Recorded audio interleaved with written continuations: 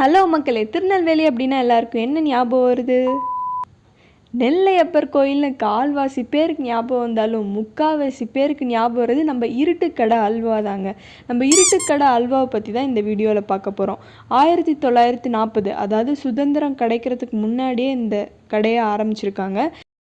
பிஜிலி சிங் அப்படிங்கிற ஒரு ராஜஸ்தான்காரரால் ஆரம்பிக்கப்பட்டது தான் இந்த கடை.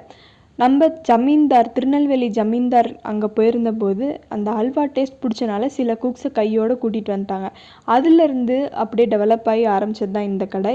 100 வருஷத்துக்கு மேலே தாமிரபரணி ஆற்று தண்ணி தான் யூஸ் பண்ணுறாங்க. கையில் தான் கோதுமை அரைக்கிறாங்க, கையில் தான் அல்வா கிண்டுறாங்க. அதனால லிமிட்டடாக தான் இருக்கும், சீக்கிரமாக தீர்ந்து போயிடும். 5:30லேருந்து 7:30 வரைக்கும் தான் கடை டைமிங். அது 1 மணி நேரத்துக்கு முன்னாடியே கூட்டம் கூடிரும் அப்படின்னு சொல்கிறாங்க.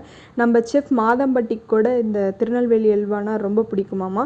இந்த வீடியோ பிடிச்சிருந்தா கண்டிப்பாக சப்ஸ்கிரைப் பண்ணுங்கள். யாரெல்லாம் திருநெல்வேலி அல்வா பிடிக்குமோ லைக் பண்ணிடுங்க.